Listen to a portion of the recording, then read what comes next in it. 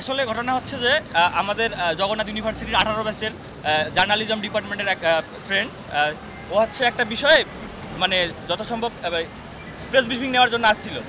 একটা সংগঠনের কোনো এক মিটিংয়ে প্রেস ব্রিফিং করার জন্য আসছিল। তো কোনো এক পর্যায়ে কথা কাটাকাটি হয় ওদের মধ্যে, দুই পক্ষের মধ্যে। তো পরবর্তীতে গায়ে হাত উঠেছিল সম্ভবত। এরপরে ওর হচ্ছে রুমমেট, ওই ফ্রেন্ডের হচ্ছে ওই যে নাম সম্ভবত সম্রাট, ও হচ্ছে রুমমেটকে ফোন করে। ফোন করার পরে রুমমেট এখানে আসলেও রুমমেটকে আঘাত করা হয়। এরপরে যখন জানাজানি হয়, প্রথমত আমাদের হচ্ছে যোগসুসাই গ্রুপে পোস্ট করা হয়, এভাবে প্রতিটা গ্রুপে ছড়িয়ে পড়ে। এরপরে আমরা যারা এই ধোলাইখালের আশেপাশে আসি, ক্যাম্পাসের আশেপাশে আসি, সবাই এখানে আমরা একত্রিত হই। আসার পরে আমরা হচ্ছে ওইখানে একটা গলিতে আমরা সবাই যাই। তো ওইখানে একটা হচ্ছে যে গোয়ালঘাট লেন হচ্ছে, ওখানে একটা সংগঠন আছে। তো ওখানে গেলে উপর থেকে আমাদের উপর গরম পানি ছোড়া হয় এবং কাঁচের কাঁচ নিক্ষেপ করা হয় আমাদেরকে। আমরা হচ্ছে কয়েকশো স্টুডেন্টের মতো ছিলাম। পরবর্তীতে আমাদের হাতে আত্মরক্ষামূলক কোনো কিছু ছিল না, যার কারণে যেহেতু ওখানে গলি, আমরা অনেকেই ওখানে আবার অনেকেই বের হয়েছি, অনেকে আবার ওখানে আটকা পড়ছি। এরপরে আমরা সবাই ছড়িয়ে ছিটিয়ে পড়ি। আর যে হচ্ছে ছোটো ভাইটা ছিল এবং ফ্রেন্ডটা ছিল, ওদেরকে আঘাত করা হয়। পরবর্তীতে মেবি সালাউদ্দিন হসপিটালে ওকে করা হয়, অ্যাডমিট করা হয়। পরবর্তী ওখান থেকে ন্যাশনালে, সেখান থেকে মেবি হচ্ছে ঢাকা মেডিকেল কলেজে নেওয়া হয়েছে। অনেকে পায়ে আহত হয়েছে, পায়ে আঘাত পেয়েছে, কাছের ইয়াতে গরম পানি ছুটছে। এভাবে হচ্ছে আমরা সবাই বিচ্ছিন্ন হয়ে গেছি।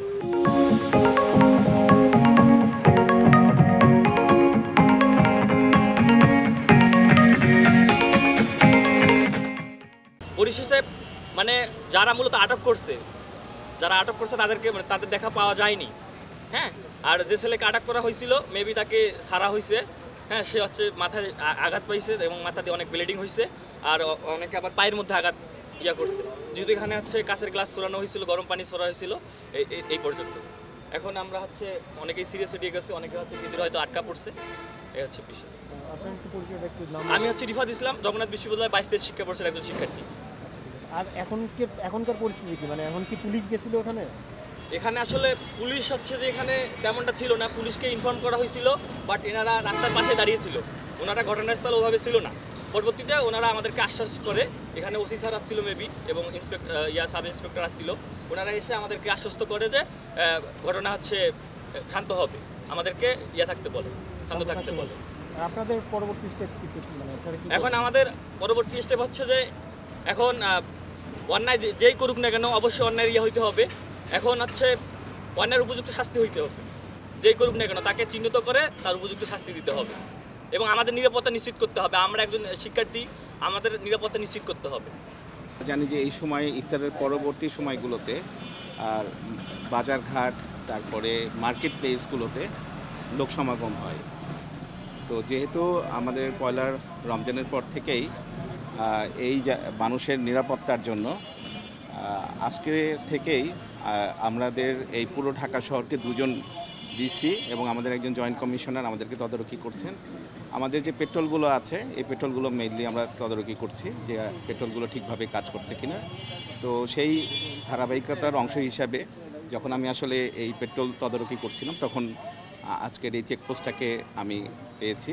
তো আমরা আশা করছি যে এরকম পুলিশের এই দৃশ্যমানতা, তার সঙ্গে সঙ্গে অন্যান্য বাহিনী একযোগে কাজ, অবশ্যই আমাদের যে উদ্দেশ্য দেশের আইনশৃঙ্খলা পরিস্থিতিকে একটি সঠিক মাত্রায় নিয়ে আসা এবং ছিনতাই, তারপরে চুরি, ডাকাতি, এগুলো কন্ট্রোল, সেটা আমরা করতে সমর্থ হব বলে আমরা আশা করছি। আমি ডেমরার এসি, আমি আসছি একটু আগে। পুরোটাই ওদের অভিযোগ আছে, উপর থেকে ইট ফেলছে এটা বলতেছে। তো আমাদের এখানে অফিস যে পুলিশ বা যারা আছে, আমরা যারা আছি, আমাদের আরও কিছু ফোর্স আসতেছে। এরপরে আমরা ওনাদের অভিযোগের প্রেক্ষিতে যে অভিযোগগুলো আছে সেগুলো আমরা ব্যবস্থা নেব। যদি অ্যারেস্ট করে আমরা নিয়ে যাবো আইনগত ব্যবস্থা। আমাদের এখনও ফোর্স স্বল্পতা আছে।